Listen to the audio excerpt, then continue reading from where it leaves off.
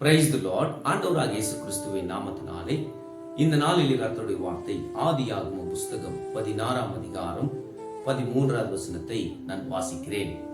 அப்பொழுது அவள், என்னை காண்பவர் நான் இவ்விடத்திலே கண்டேன் அல்லவா என்று சொல்லி தன்னோடு பேசின கர்த்தருக்கு நீர் என்னை காண்கிற தேவன் என்று பெயரிட்டார். தேவ பிள்ளைகளை, நீர் என்னை காண்கிற தேவன் என்று ஆகார் ஆண்டவருக்கு பெயரிடுகிறார்.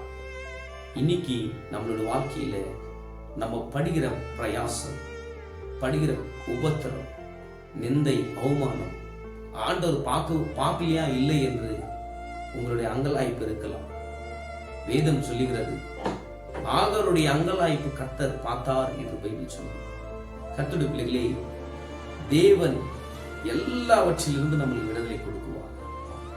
சிலருடைய வாழ்க்கையில் எப்படின்னாக்கா, பல வருஷங்களாக நான் ஜெபித்துக் கொண்டிருக்கிறேன், கண்ணீரோடு நான் ஜெபிக்கிறேன், என் பிள்ளைகளுக்கு விடுதலைக்காக நான் ஜெபிக்கிறேன், என் குடும்பத்தில் அநேக போராட்டங்கள் ஓடிக்கொண்டிருக்கிறது, என்னை புரிந்து கொள்ள யாருமே இல்லையா, நான் எத்தனை நாள் தேவ சமூகத்துல கண்ணீரோடு நான் ஜெபிக்க முடியும், என் கண்ணீருக்கு பதில் இல்லையா என்று கண்ணீரோடு இருக்கிற தேவ பிள்ளைகளே, வேதம் சொல்லுகிறது, கண்ணீரோடு விதிக்கிறவர்கள் கம்பீரத்தோடு அறுப்பார்கள் என்றுதான் பைபிள் சொல்லுகிறது. இன்னைக்கு உங்களோட வாழ்க்கையில என்னை யாருமே பார்க்கல, என்னை யாருமே நல்லா விசாரிக்கல, என்னை யாருமே வந்து சாப்பிட்டியா இல்லைன்னு கேட்கல என்று ஒரு நாளும் கவலைப்படாதீங்க.